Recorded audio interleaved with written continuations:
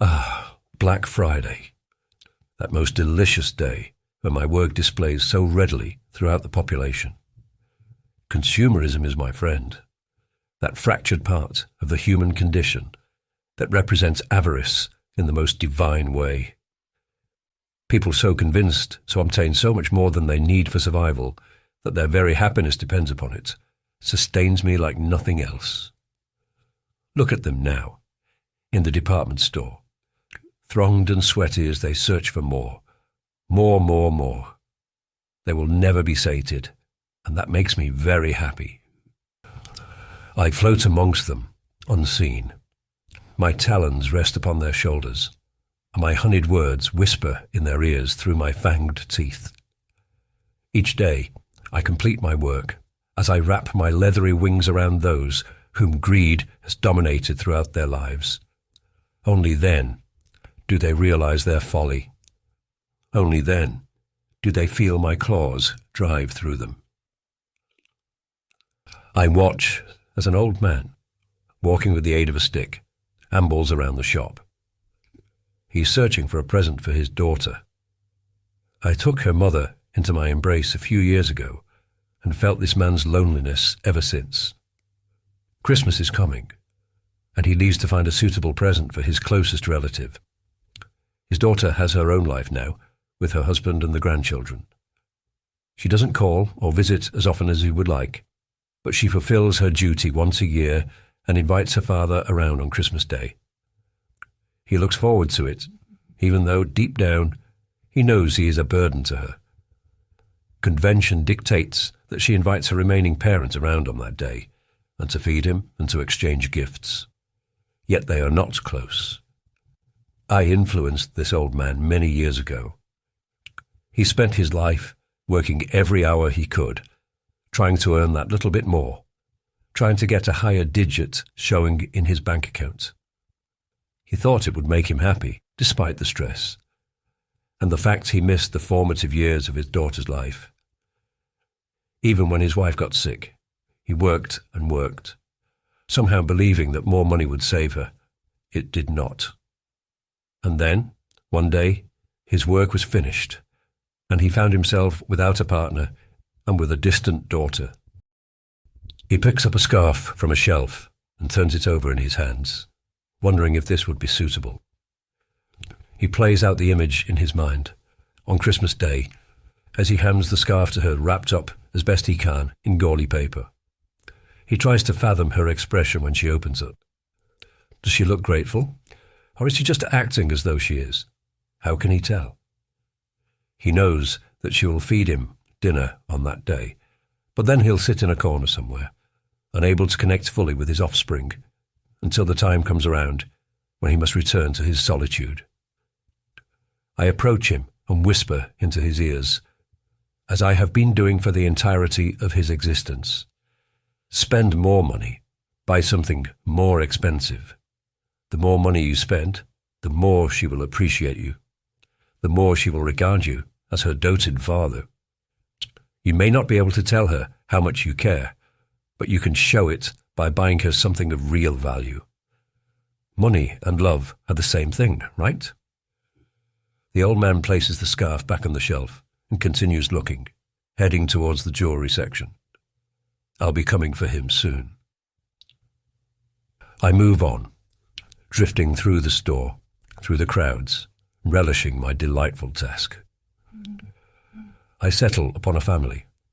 A man and his son are sitting on chairs waiting impatiently for the woman in the changing room. Then she emerges. She wears a sparkling dress, adjusting it so it fits her snugly.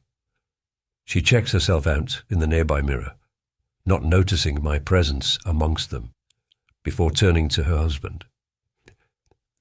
The husband glances at her, disinterested, and mumbles a platitude back. She turns to her son, who doesn't even look up from his cell phone. Her heart sinks before I replace it with anger and frustration. She stumbles back into the changing room, snapping the curtain closed, and changes back into her regular clothes. How does he not notice her anymore? There was a time when she felt love for this man. She felt like the world had fallen into place with him. But what of him now? It took her all her time to convince him to come dress shopping with her. She needs a new one for her office Christmas party coming up. She may be looking at her youth receding into her past, but she still wants to look good. And yet even her husband barely notices her. Whatever. She hates that job anyway, and being a woman, she isn't paid as much as her husband is. If only he got that promotion. Who cares if it meant he'd have to travel more? Who cares if the stress for the more responsible position made him unhappy? Maybe if he got it, she could quit her job. She could spend her days watching her series on the streaming sites and going to lunch with her friends, while he attempted to flirt hopelessly with whatever young things appeared in the office. She'd seen him do it, his midlife crisis kicking in. She looks at the price tag on the dress. It is out of their price range, even though it has been reduced in the Black Friday sales. I whisper in her ears, "Buy it. You look good in it, despite your husband's boredom and your son's apathy. You'll be the center of attention at that party, I promise you."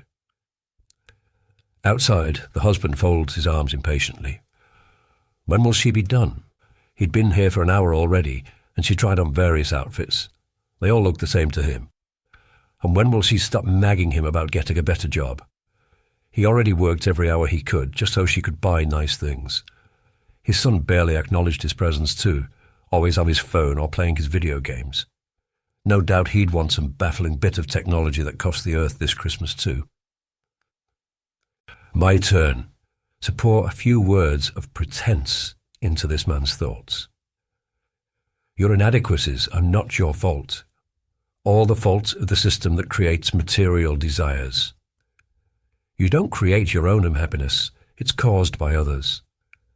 The fact you don't earn as much as you like, the fact you can't compete with the wealthy or the elite, it's because other people are getting in your way. These people look different from you. They hold different beliefs. They have a different background. Maybe they are from a different parts of the world. These are the people creating your dissatisfaction with life. If they didn't invade your spaces, maybe you'd be happy with your sad little life. You should express this opinion with everyone you meet, loudly, and brook no kilter argument. Interrupt them, talk over them, because you are right. Compassion and tolerance has no place in your heart for anyone who may be different to you. Even at Christmas, love only goes so far. A certain firmness of his jaw convinces me that my words have found root. And I know that when he speaks, his son listens, even though he pretends not to. The poison spreading from father to son. My work with these people done, I move away from them, mingling with the others spending their money, convincing themselves that they are on the path to fulfillment. Then I see a mother with her small daughter walking with her, holding her hand. I grimace at their happiness. The bond between them is strong. She doesn't have much, this mother, as she tries to bring up her daughter on her own. Yet she is determined that this one will have a Christmas to remember. Indeed, I can already see that when this little girl is grown up, it is this Christmas she will look back upon most fondly, a treasured childhood memory. She will not recall the presents she received. Her mother can scarcely afford to feed them, but she will remember the feeling, the nostalgia, the warmth, and the laughter. She will remember her mother's beautiful smile as she spends time with her, playing games, watching Yuletime movies on the sofa, sharing chocolates and candy, decorating their tiny tree with twinkling lights. I shudder as I contemplate this. They seem to have an aura around them protecting them from my influence. Their contentment with their lot sickens me. I have work to do. I watch as the mother takes her into the toy department. She asks if there is anything in here she would like Santa to bring her for Christmas. I smile as the little girl looks at the dolly with a gleam in her eyes.